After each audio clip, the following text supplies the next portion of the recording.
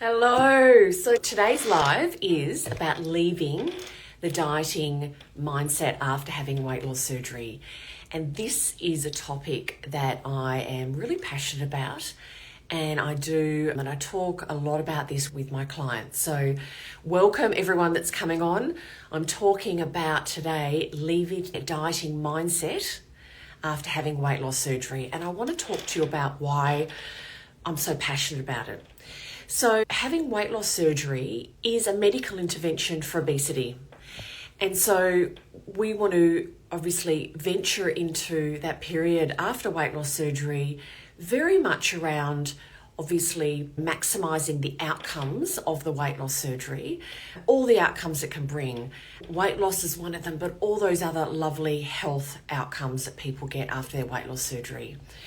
But I also see, because I've worked with so many people over the years, I see people coming into their weight loss surgery journey, I call it battle worn, in the sense that people have dieted, they've counted calories, they've exercised, they've done all these things, and it's really taken a toll on their confidence.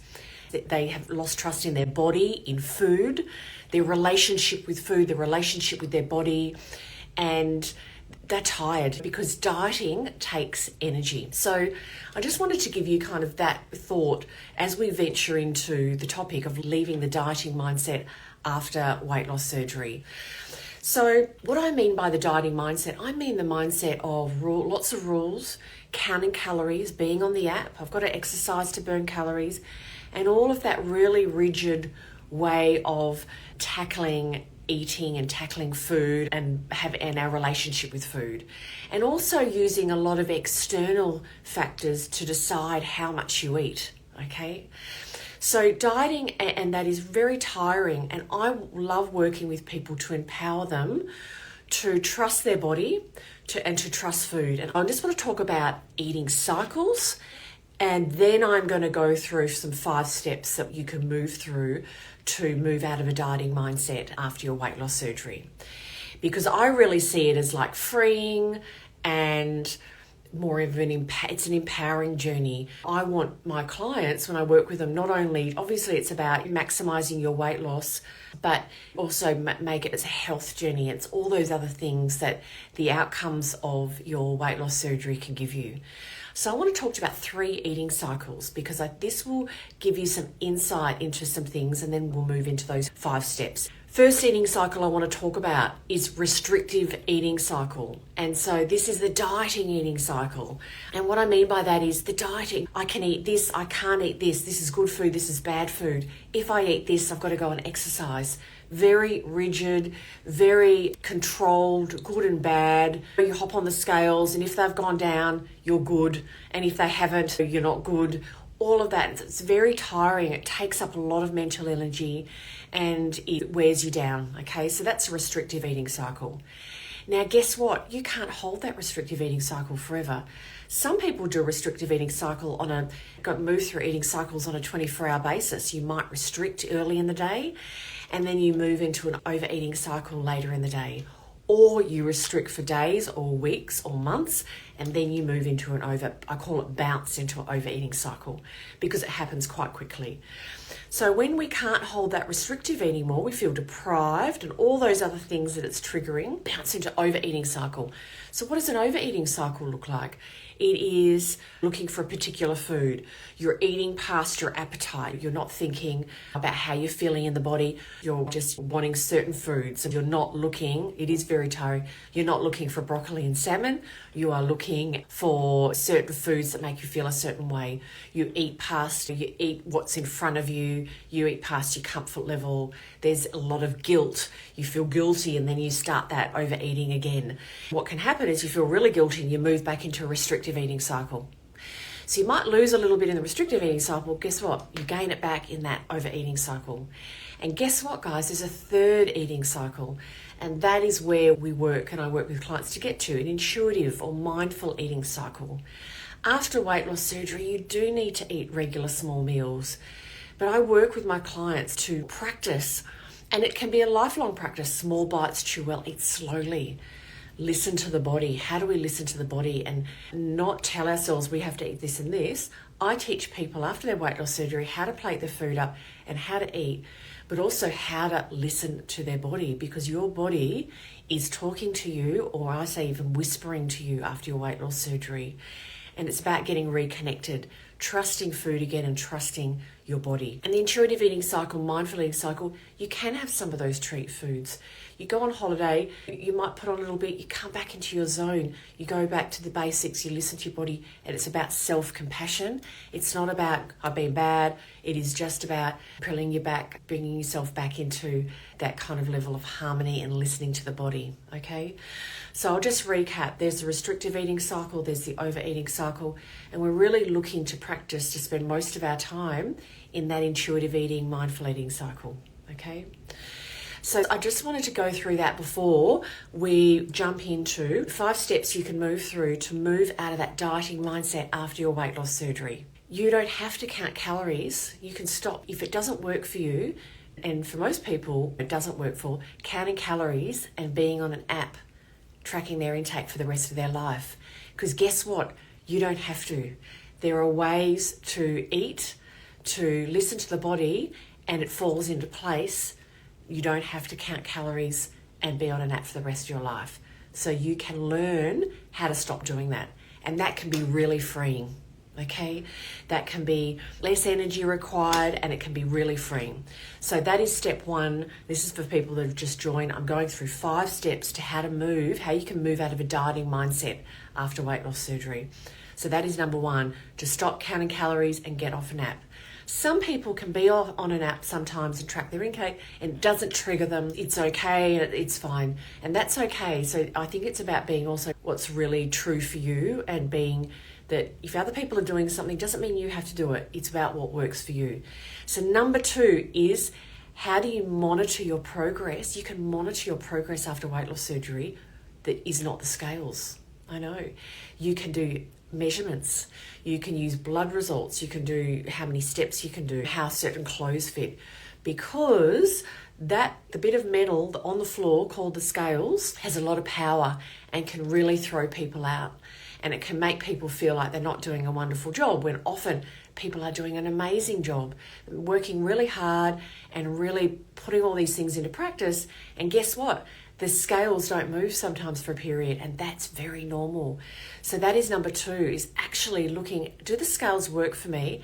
And if not, can I use other ways to track my progress? And yes, you can. So beautiful. Now, number 3, I think this is one that is really a key one, and often in that journey after weight loss surgery, you can get pulled off track and forget.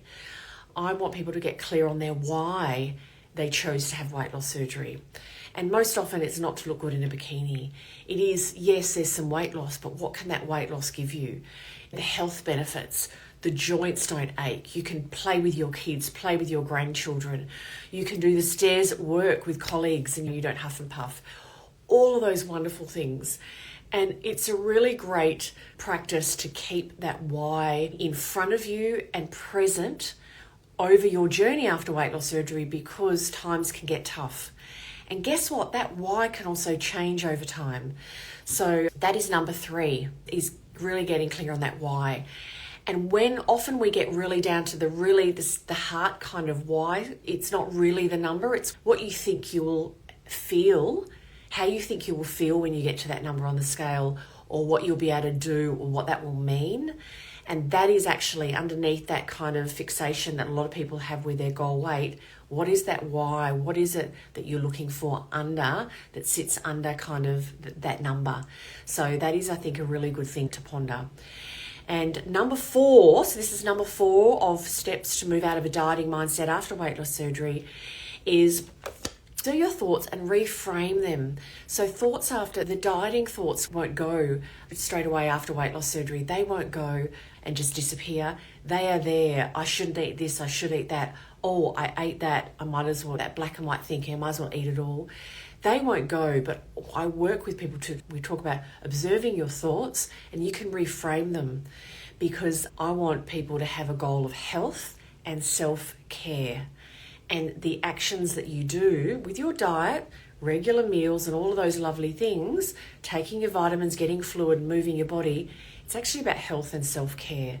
And yes, those things help you reach your goal weight and do all those things, but they're also habits that we want to establish lifelong for health, okay? And number 5 is relaxed self-monitoring. So I talk to people about long-term, when you get to your goal weight or where you're going to sit after your surgery, how do you monitor yourself in a relaxed way long-term that sits well with you? And it might not be hopping on the scales, it might be trying on that pair of pants or that skirt every now and again. And knowing what to do if you drift off, there's self-compassion, and if the pants are a bit tight, that's okay. I come back and I do a couple of days of tracking my protein, and I look at this and I look at that, and I get myself back into my zone. But it's with a level of self-compassion and a gentleness, not a I'm being bad, I've done this, and that kind of mindset. So I'm going to recap, and then I'm going to go up and scroll through all of your comments and questions, okay? So 5 steps to how to move out of a dieting mindset after having your weight loss surgery. Number 1 is stop counting calories and not being on an app if it does not serve you. Number 2 is monitoring your progress other than using the scales. Number 3 is being clear on your why, and your why is more than your goal weight. Your why is what are you looking for at a kind of a more at a heart level for having your weight loss surgery. Feeling good in your clothes, being able to be active with your friends, being able to climb that mountain if you have those certain goals. So that they are your whys, being with your family for longer, being able to run around the park with your children, okay?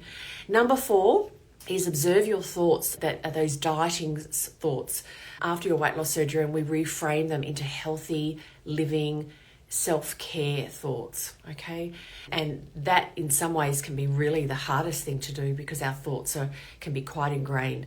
And number 5 is how you're going to monitor yourself in a relaxed way long-term that feels empowering and that is not in a punishing kind of I'm on the scales, it's gone up, I've been bad way. And how do you find a way to have an empowering self-monitoring process, okay? So they are my 5. Thank you so much, because I know they were quite long. I'm going to go right up to the top because people have been putting lovely comments and questions, and you can keep doing that. And I'm going to come back. So yes, lovely. So someone in Vancouver just had surgery a few days ago. Sip, sip, sip, sip fluid. Sip, sip, sip. So this is a great topic for you to think about as you're in those really, really early days. Mandy is scheduled to have surgery in October and you've never followed direction and been consistent, so you're scared. Yes, there are lots of directions in the early days. Things ease off, okay? And there's lots of support out there. I offer support. I work with people and coaching and support. If you get great support from a centre, that is wonderful. Use their support. Don't feel bad asking for help. It's kind of like the people who've had children, what they say, don't be worried about asking for help. Sometimes you need help. And also, you don't know the challenges that are going to come up for you or how you're going to feel after surgery. So often I've heard people said, I thought this would be a challenge, but it's not. Something else is. But it is very normal and expected that you need support and hand-holding at some point, all those lovely things to help you through those changes after weight loss surgery. So always reach out and don't feel embarrassed at all for asking for help. And I hope you're going to get great help from your centre, okay? Charlie had surgery in June, having issue getting fluid protein needs, food going maxi nauseous and seasickish.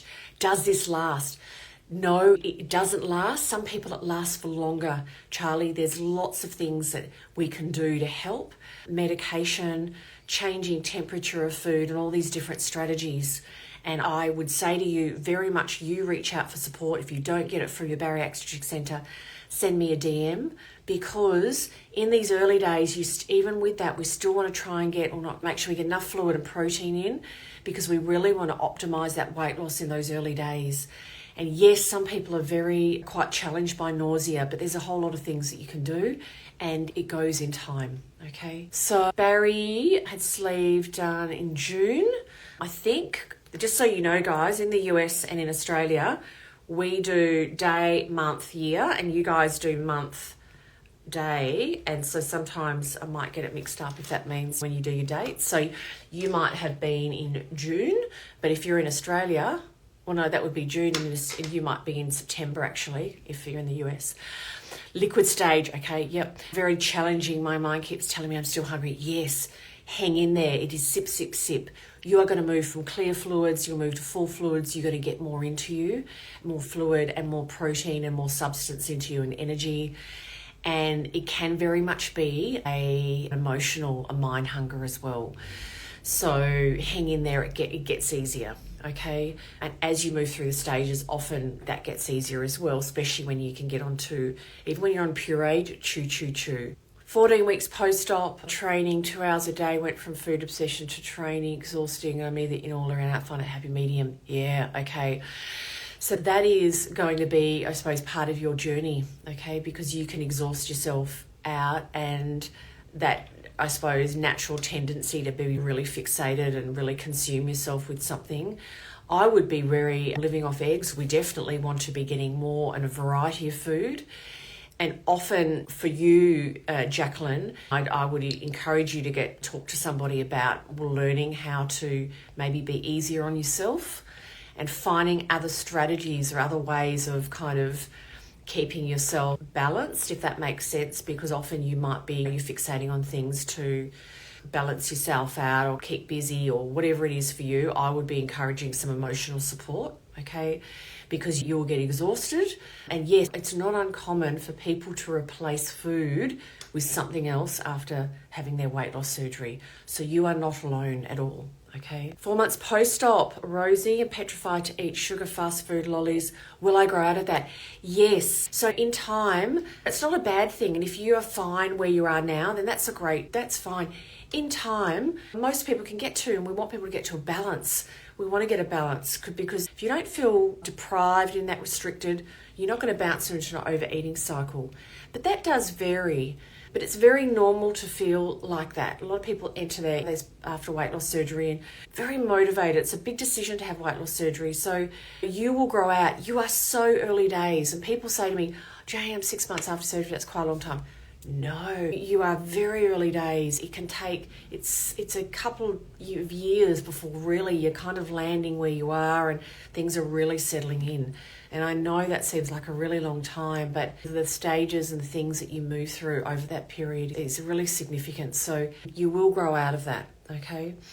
But also, I'd probably like to say that you want to be able to be mindful about what you're doing when you do that. You want to be mindful about being confident that you're getting great food choices and where does a treat fit in and how does that look, and very mindful about what you're saying to yourself and all of that kind of, I suppose, self-talk, because you don't want to kind of get into a point where you beat yourself up or think you've done something wrong and all of that kind of good and bad thinking, if that makes sense. So, yeah, Costa Rica, lovely, thank you. I think we're coming to, we've still got almost 3 weeks. The Thicky Legend. What a gorgeous handle. Almost 3 weeks post-op. Hope you're feeling okay. Stall. Look, I'm not a fan of the term stall. It is very normal for weight loss to stop and start. I kind of call it a plateau. So very normal for it to stop and start. So I would just weigh yourself maximum once a week. Keep going on all the principles, working to get your protein, your fluid in. It's very normal, okay? And I've heard people say, and I've read it in Facebook groups, there's very common times for the stalls. I haven't seen that with the number of, I've worked with nearly 1,300 people over the years, and I probably need to recount because I've had that figure for a long time, so it's probably more than 1,300 now. But everyone is different, but it's very normal for weight loss to stop and start. Now that scrag, for anyone who else finds eating protein makes vomit, try tasteless protein collagen powder in your smoothies, water, sugar-free, cold.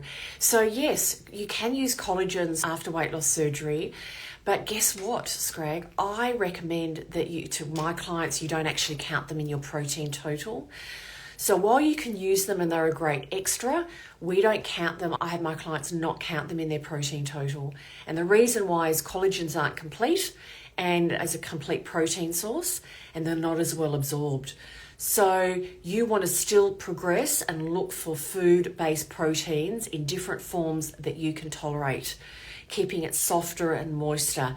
chewing really slow. We want to progress into food. We don't want to rely on collagen or tasteless proteins. They're a nice extra. The evidence around them is good for hair, skin and nails, but they're low in an amino acid that leucine is super key for muscle synthesis. Okay, how do we work with you and the fee? Lovely.